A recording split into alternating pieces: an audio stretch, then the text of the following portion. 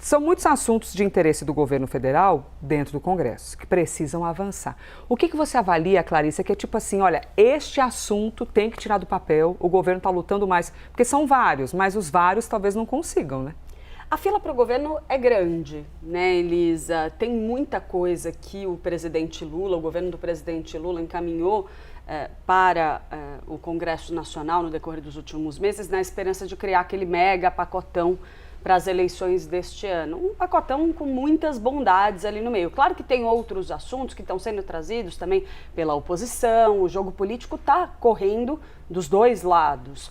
Mas, olhando para a ótica do que é interesse do presidente Lula neste momento, fazer avançar no Congresso, você tem algumas questões que estão mais propensas a avançarem e outras não tanto. No caso das propensas, a gente tem, por exemplo, coisas fundamentais, isenção de impostos sobre combustíveis, elemento importantíssimo aí da estratégia do presidente Lula, que bate no bolso do eleitor. Taxa das blusinhas, o governo enviou uma medida provisória ao Congresso Nacional para suspender a taxa das blusinhas. Um movimento extremamente polêmico, né, Elisa? Porque fala-se durante meses que é preciso proteger a indústria brasileira, que há uma concorrência desleal e que isso é justificativa para criar uma taxa nova, criar um imposto novo, cobrar do consumidor, que é a pessoa que compra uma mercadoria mais barata. Não é que a gente está falando do cara, vou cobrar a cobertura, o andar de cima, a cobertura com piscina. Não, a gente está falando justamente de tributar adicionalmente a parcela mais frágil, né? Que compra, faz esse comércio aí dessas fabricantes chinesas que mandam produtos para o Brasil a um preço muito mais barato do que você encontra aqui. R$30 uma blusa, R$15 uma blusa, exatamente. Essas coisas. A gente entende o argumento realmente de proteção da indústria, ele é relevante, sim. Mas na eleição ele não precisa existir?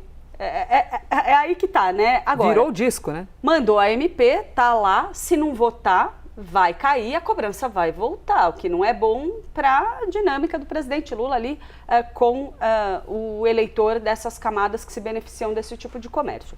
Então, tem isso, tem combustíveis, você tem projetos muito mais amplos, robustos, mais complexos, por exemplo, a PEC da Segurança Pública, que travou ali, né, o governo custa ali para avançar em algumas articulações. Então, em algumas frentes o jogo está um pouco mais difícil, em outras um pouco mais fácil. É claro que a essa altura do campeonato, considerando que a campanha já começou, a ordem ali dentro do Palácio do Planalto, na equipe de relações institucionais, é justamente vamos garantir o que dá para garantir de imediato.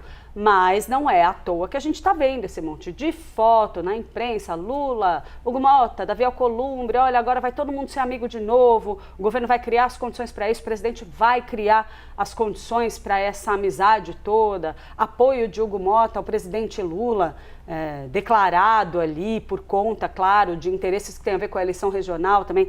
É aquela velha história que a gente sempre repete em tempos de eleição. É curioso como a gente passa um mandato inteiro em que o Congresso dificulta o avanço de propostas estratégicas, tem aquela queda de braço entre governo e base, mesmo a própria base do presidente no Congresso Nacional, mas chega em época de eleição, de repente todo mundo fica amigo, os relacionamentos florescem e aí a coisa anda. E aí a gente vê o quanto o Congresso consegue, assim, em coisa de 2 semanas, votar tudo quanto é coisa. Resolve. Olha como vota de rápido. repente resolve. Projetos que estão parados há meses lá, travados, impasse total. Nossa, de repente a gente conseguiu negociar tudo em 1 semana, 2. Resolveu. Com muita rapidez, né? História da nossa democracia. História, exatamente isso. História da nossa democracia, da gente compreender aqui quais são as prioridades e sempre ter a nossa ingenuidade de pensar, não, claro, prioridade é o que o eleitor. Mas, gente, a relação política acaba pautando tudo sempre.